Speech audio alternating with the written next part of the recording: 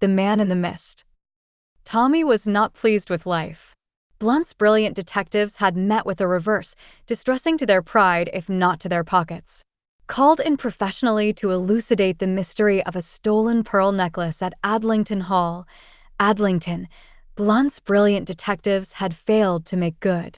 Whilst Tommy, hard on the track of a gambling countess, was tracking her in the disguise of a Roman Catholic priest, and Tuppence was getting off with the nephew of the house on the golf links, the local inspector of police had unemotionally arrested the second footman who proved to be a thief well known at headquarters, and who admitted his guilt without making any bones about it. Tommy and Tuppence, therefore, had withdrawn with what dignity they could muster, and were at the present moment solacing themselves with cocktails at the Grand Adlington Hotel.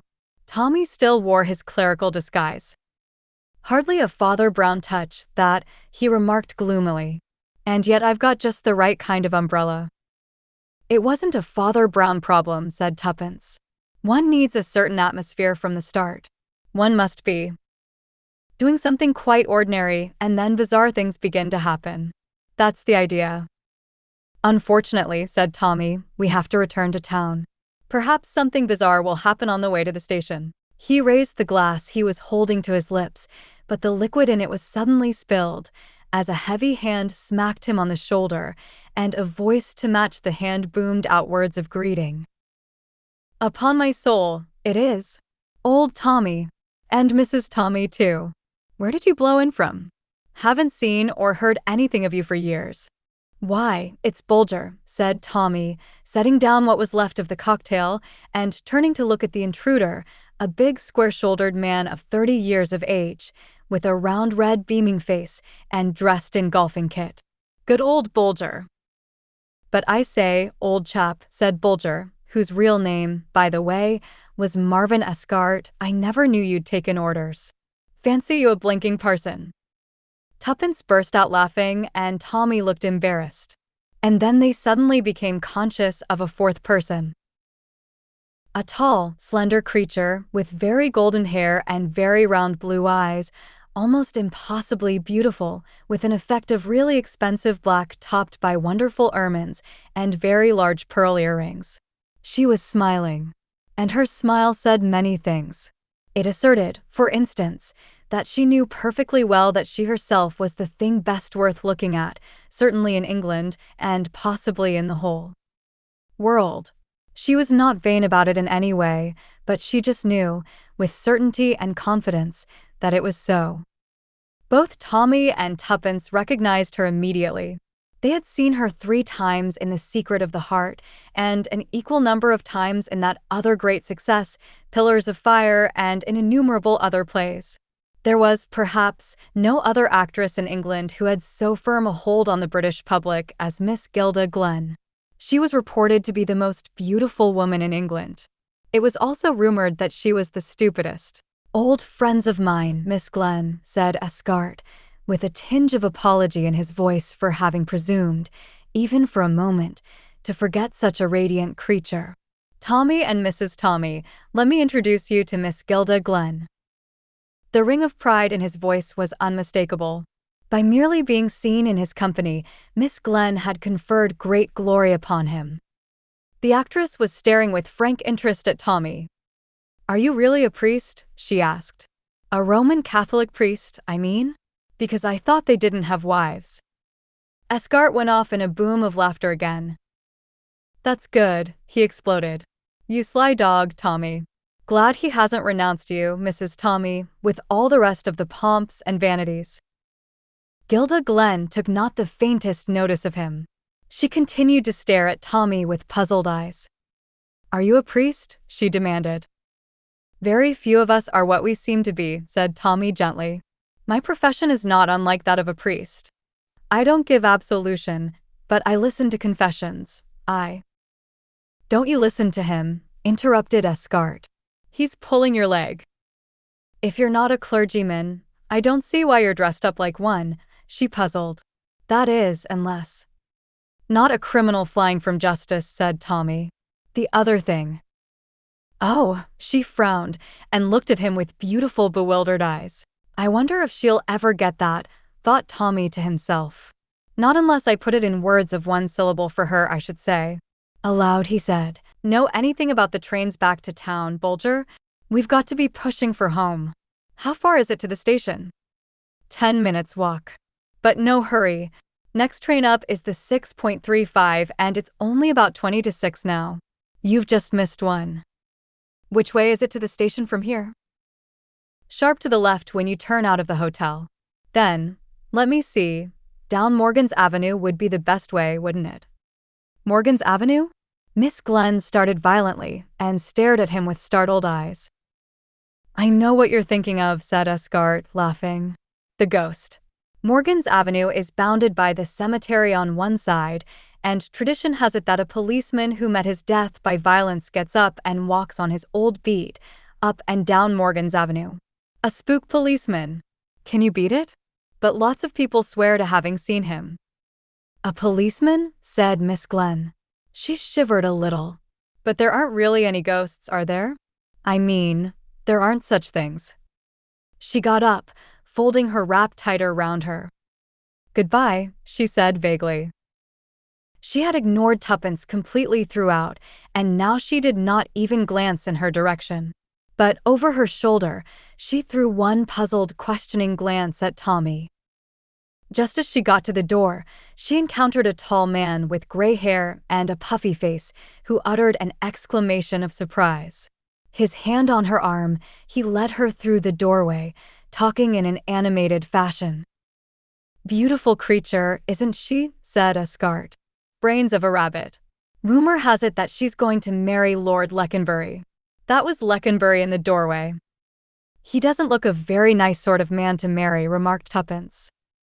Escart shrugged his shoulders. "A title has a kind of glamour still, I suppose," he said. "And Leconbury is not an impoverished peer by any means. She'll be in clover. Nobody knows where she sprang from. Pretty near the gutter, I dare say. There's something deuced mysterious about her being down here anyway. She's not staying at the hotel.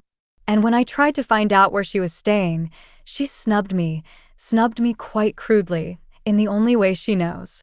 Blessed if I know what it's all about." He glanced at his watch and uttered an exclamation. "I must be off. Jolly glad to have seen you two again. We must have a bust in town together some night. So long." He hurried away, and as he did so, a page approached with a note on a salver. The note was unaddressed. "But it's for you, sir," he said to Tommy. "From Miss Gilda Glenn." Tommy tore it open and read it with some curiosity. Inside were a few lines written in a straggling, untidy hand. "I'm not sure, but I think you might be able to help me. And you'll be going that way to the station. Could you be at the White House, Morgan's Avenue, at 10 minutes past 6? Yours sincerely, Gilda Glenn." Tommy nodded to the page, who departed, and then handed the note to Tuppence.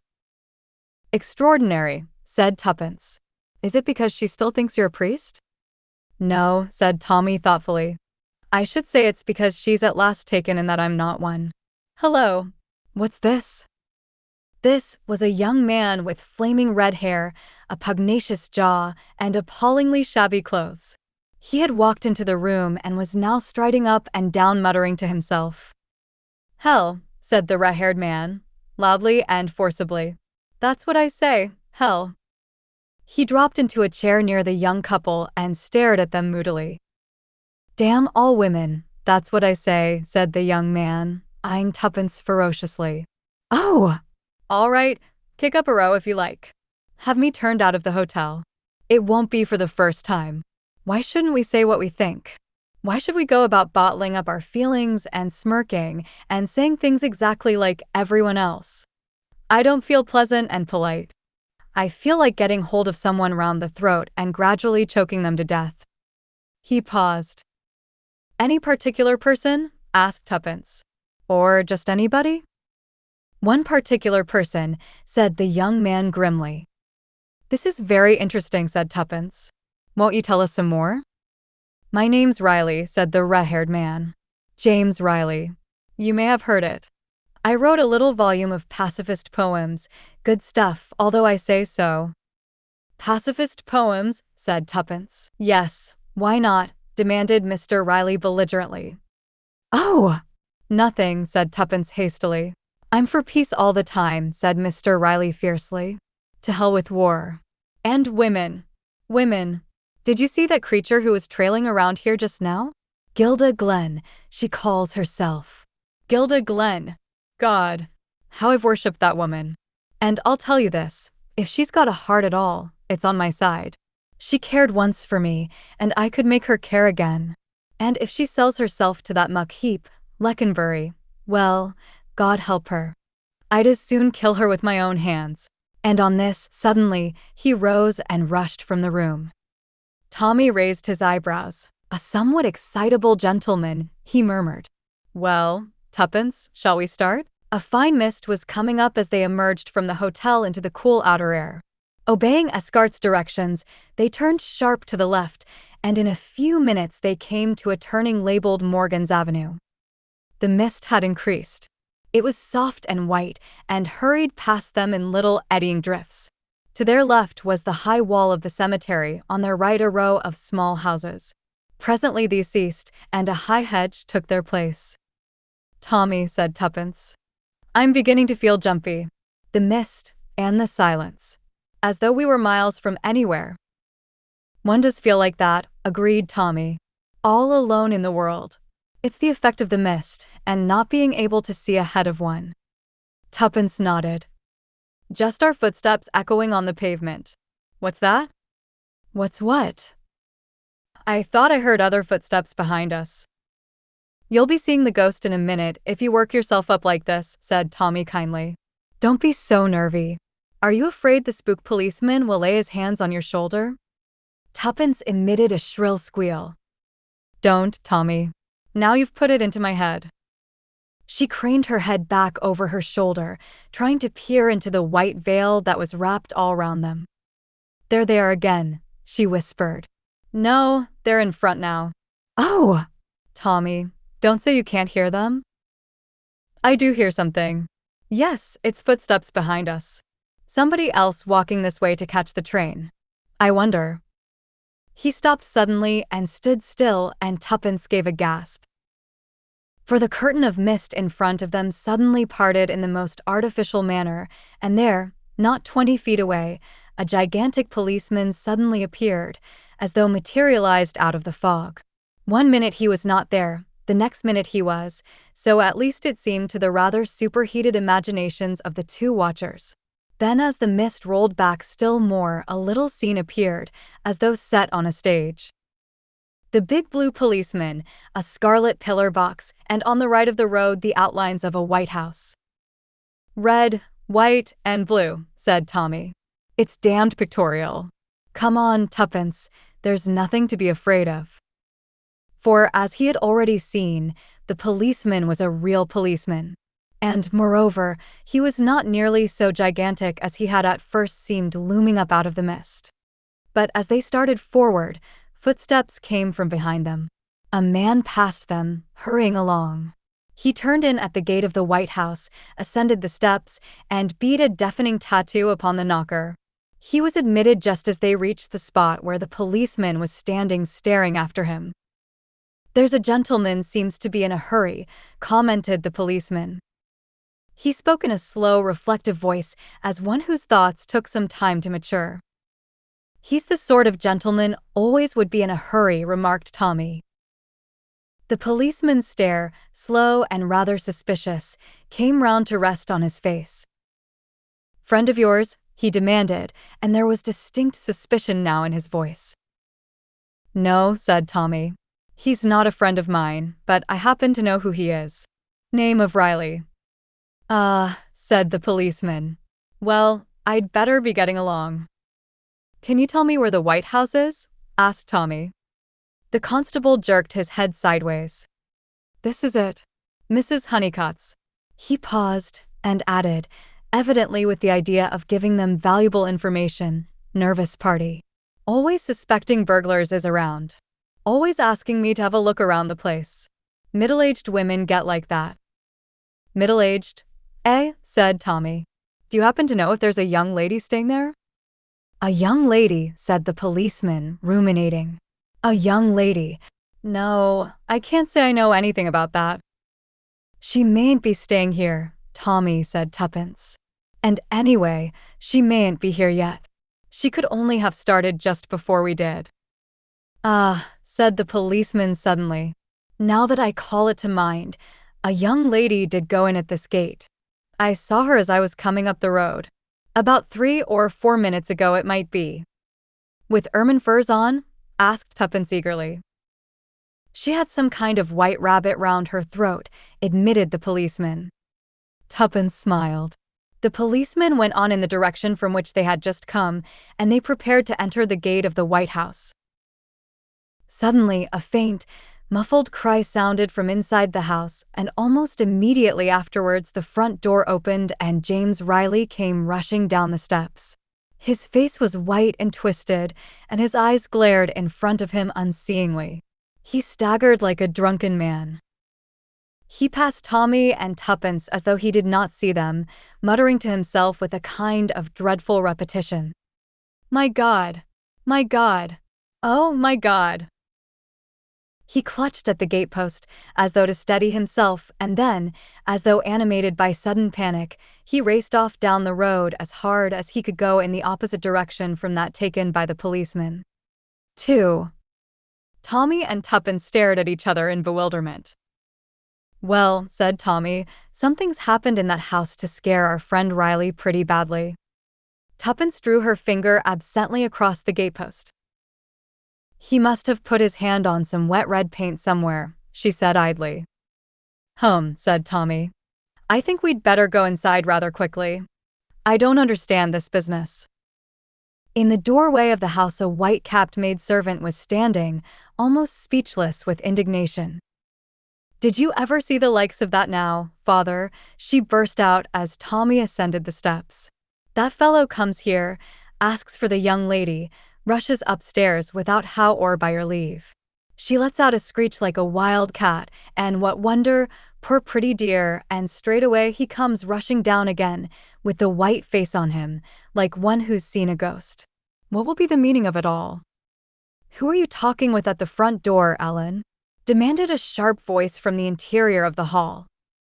Here's Mrs., said Ellen, somewhat unnecessarily. She drew back, and Tommy found himself confronting a gray-haired, middle-aged woman with frosty blue eyes imperfectly concealed by pince-nez and a spare figure clad in black with bugle trimming. Mrs. Honeycutt, said Tommy. I came here to see Miss Glenn. Mrs. Honeycutt gave him a sharp glance, then went on to Tuppence and took in every detail of her appearance. Oh, you did you? She said. Well, you'd better come inside. She led the way into the hall and along it into a room at the back of the house, facing on the garden. It was a fair-sized room, but looked smaller than it was, owing to the large amount of chairs and tables crowded into it. A big fire burned in the grate, and a chintz-covered sofa stood at one side of it. The wallpaper was a small gray stripe with a festoon of roses round the top. Quantities of engravings and oil paintings covered the walls. It was a room almost impossible to associate with the expensive personality of Miss Gilda Glenn. Sit down, said Mrs. Honeycutt. To begin with, you'll excuse me if I say I don't hold with the Roman Catholic religion. Never did I think to see a Roman Catholic priest in my house. But if Gilda's gone over to the Scarlet Woman, it's only what's to be expected in a life like hers, and I dare say it might be worse. She mightn't have any religion at all. I should think more of Roman Catholics if their priests were married. I always speak my mind. And to think of those convents, quantities of beautiful young girls shut up there, and no one knowing what becomes of them, well, it won't bear thinking about. Mrs. Honeycutt came to a full stop and drew a deep breath. Without entering upon a defense of the celibacy of the priesthood or the other controversial points touched upon, Tommy went straight to the point. I understand, Mrs. Honeycutt, that Miss Glenn is in this house. She is. Mind you, I don't approve. Marriage is marriage and your husband's your husband. As you make your bed, so you must lie on it. I don't quite understand, began Tommy, bewildered. I thought as much. That's the reason I brought you in here. You can go up to Gilda after I've spoken my mind. She came to me, after all these years, think of it, and asked me to help her. Wanted me to see this man and persuade him to agree to a divorce. I told her straight out I'd have nothing whatever to do with it. Divorce is sinful. But I couldn't refuse my own sister shelter in my house, could I now? Your sister, exclaimed Tommy. Yes, Gilda's my sister. Didn't she tell you? Tommy stared at her open-mouthed. The thing seemed fantastically impossible. Then he remembered that the angelic beauty of Gilda Glenn had been in evidence for many years. He had been taken to see her act as quite a small boy. Yes, it was possible after all. But what a piquant contrast. So it was from this lower middle-class respectability that Gilda Glenn had sprung. How well she had guarded her secret. I am not yet quite clear, he said. Your sister is married?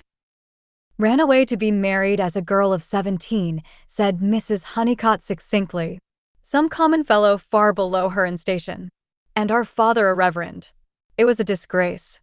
Then she left her husband and went on the stage. Play acting. I've never been inside a theater in my life. I hold no truck with wickedness. Now, after all these years, she wants to divorce the man. Means to marry some bigwig, I suppose. But her husband's standing firm, not to be bullied and not to be bribed. I admire him for it. What is his name? Asked Tommy suddenly. That's an extraordinary thing now, but I can't remember. It's nearly 20 years ago, you know, since I heard it. My father forbade it to be mentioned. And I've refused to discuss the matter with Gilda. She knows what I think, and that's enough for her. It wasn't Riley, was it? Might have been. I really can't say. It's gone clean out of my head. The man I mean was here just now. That man. I thought he was an escaped lunatic. I'd been in the kitchen giving orders to Ellen. I just got back into this room and was wondering whether Gilda had come in yet. She has a latchkey when I heard her. She hesitated a minute or two in the hall and then went straight upstairs. About 3 minutes later, all this tremendous rat-tatting began. I went out into the hall and just saw a man rushing upstairs. Then there was a sort of cry upstairs, and presently down he came again and rushed out like a madman. Pretty goings-on. Tommy rose. Mrs. Honeycutt, let us go upstairs at once. I am afraid. What of? Afraid that you have no red wet paint in the house. Mrs. Honeycutt stared at him. Of course I haven't. That is what I feared, said Tommy gravely. Please let us go to your sister's room at once. Momentarily silenced, Mrs. Honeycutt led the way. They caught a glimpse of Ellen in the hall, backing hastily into one of the rooms. Mrs. Honeycutt opened the first door at the top of the stairs. Tommy and Tuppence entered close behind her. Suddenly she gave a gasp and fell back. A motionless figure in black and ermine lay stretched on the sofa. The face was untouched, a beautiful soulless face like a mature child asleep. The wound was on the side of the head. A heavy blow with some blunt instrument had crushed in the skull. Blood was dripping slowly onto the floor, but the wound itself had long ceased to bleed.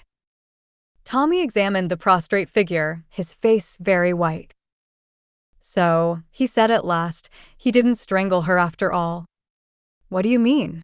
Who? Cried Mrs. Honeycutt. Is she dead? Oh, yes, Mrs. Honeycutt, she's dead. Murdered. The question is, by whom? Not that it is much of a question. Funny, for all his ranting words, I didn't think the fellow had got it in him. He paused a minute, then turned to Tuppence with decision. Will you go out and get a policeman or ring up the police station from somewhere? Tuppence nodded. She too was very white. Tommy led Mrs. Honeycutt downstairs again. I don't want there to be any mistake about this, he said. Do you know exactly what time it was when your sister came in? Yes, I do, said Mrs. Honeycutt. Because I was just setting the clock on 5 minutes as I have to do every evening. It loses just 5 minutes a day. It was exactly 8 minutes past 6 by my watch, and that never loses or gains a second. Tommy nodded. That agreed perfectly with the policeman's story. He had seen the woman with the white furs go in at the gate. Probably 3 minutes had elapsed before he and Tuppence had reached the same spot. He had glanced at his own watch then and had noted that it was just 1 minute after the time of their appointment. There was just the faint chance that someone might have been waiting for Gilda Glenn in the room upstairs. But if so, he must still be hiding in the house. No one but James Riley had left it. He ran upstairs and made a quick but efficient search of the premises. But there was no one concealed anywhere. Then he spoke to Ellen. After breaking the news to her and waiting for her first lamentations and invocations to the saints to have exhausted themselves, he asked a few questions. Had anyone else come to the house that afternoon asking for Miss Glenn? No one whatsoever. Had she herself been upstairs at all that evening? Yes, she'd gone up at 6 o'clock as usual to draw the curtains, or it might have been a few minutes after 6. Anyway, it was just before that wild fellow came breaking the knocker down. She'd run downstairs to answer the door, and him a black-hearted murderer all the time. Tommy let it go at that. But he still felt a curious pity for Riley and unwillingness to believe the worst of him. And yet there was no one else who could have murdered Gilda Glenn. Mrs. Honeycutt and Ellen had been the only 2 people in the house. He heard voices in the hall and went out to find Tuppence and the policeman from the beat outside. The latter had produced a notebook and a rather blunt pencil, which he licked surreptitiously. He went upstairs and surveyed the victim stolidly, merely remarking that if he was to touch anything the inspector would give him beans. He listened to all Mrs. Honeycutt's hysterical outbursts and confused explanations, and occasionally he wrote something down. His presence was calming and soothing. Tommy finally got him alone for a minute or 2 on the steps outside ere he departed to telephone headquarters. "Look here," said Tommy, "you saw the deceased turning in at the gate, you say. Are you sure she was alone?" Oh, "She was alone, all right. Nobody with her." "And between that time and when you met us, nobody came out of the gate?" "Not a soul." "You'd have seen them if they had?" "Of course I should. Nobody come out till that wild chap did." The majesty of the law moved portentously down the steps and paused by the white gatepost, which bore the imprint of a hand in red. "Kind of amateur he must have been," he said pityingly, "to leave a thing like that." Then he swung out into the road. 3. It was the day after the crime. Tommy and Tuppence were still at the Grand Hotel, but Tommy had thought it prudent to discard his clerical disguise. James Riley had been apprehended and was in custody. His solicitor, Mr. Marvel, had just finished a lengthy conversation with Tommy on the subject of the crime. "I never would have believed it of James Riley," he said simply. "He's always been a man of violent speech, but that's all." Tommy nodded. "If you disperse energy in speech, it doesn't leave you too much over for action. What I realize is that I shall be one of the principal witnesses against him. That conversation he had with me just before the crime was particularly damning. And, in spite of everything, I like the man, and if there was anyone else to suspect, I should believe him to be innocent." "What's his own story?" The solicitor pursed up his lips. "He declares that he found her lying there dead. But that's impossible, of course. He's using the first lie that comes into his head. Because if he happened to be speaking the truth, it would mean that the garrulous Mrs. Honeycutt committed the crime, and that is fantastic. Yes, he must have done it." The maid heard her cry out, "Remember." The maid, "Yes." Tommy was silent a moment. Then he said thoughtfully, "What credulous creatures we are, really. We believe evidence as though it were gospel truth. And what is it really? Only the impression conveyed to the mind by the senses, and suppose they're the wrong impressions." The lawyer shrugged his shoulders. oh, "We all know that there are unreliable witnesses who remember more and more as time goes on, with no real intention to deceive. I don't mean only that. I mean all of us. We say things that aren't really so, and never know that we've done so. For instance, both you and I, without doubt, have said some time or other, 'There's the post,' when what we really meant was that we'd heard a double knock and the rattle of the letterbox. 9 times out of 10 we'd be right, and it would be the post, but just possibly the 10th time it might be only a little urchin playing a joke on us. See what I mean? Yes, said Mr. Marvel slowly. But I don't see what you're driving at. Don't you? I'm not so sure that I do myself. But I'm beginning to see. It's like the stick tuppence. You remember? One end of it pointed one way, but the other end always points the opposite way. It depends whether you get hold of it by the right end. Doors open, but they also shut. People go upstairs, but they also go downstairs. Boxes shut, but they also open. What do you mean? Demanded Tuppence. It's so ridiculously easy, really, said Tommy. And yet it's only just come to me. How do you know when a person's come into the house?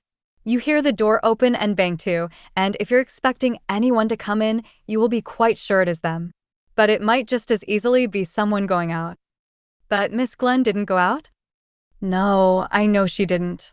But someone else did, the murderer. But how did she get in then? She came in whilst Mrs. Honeycott was in the kitchen talking to Ellen. They didn't hear her.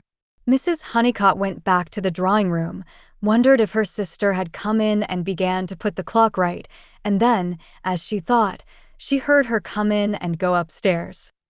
Well, what about that? The footsteps going upstairs. That was Ellen, going up to draw the curtains. You remember, Mrs. Honeycott said her sister paused before going up. That pause was just the time needed for Ellen to come out from the kitchen into the hall.